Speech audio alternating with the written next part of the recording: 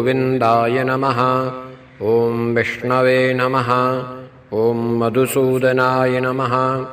ॐ त्रिविक्रमाय नमः। ॐ वामनाय नमः।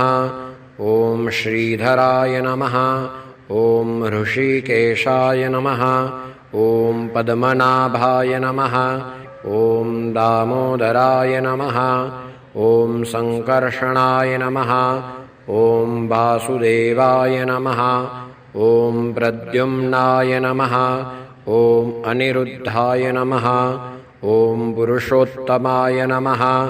ॐ अधोक्षजाय नमः। ॐ नारसिंहाय नमः। ॐ अच्युताय नमः। ॐ जनार्दनाय नमः। ॐ उपेन्द्राय नमः। ॐ हरये नमः। ॐ श्रीकृष्ण परमात्मा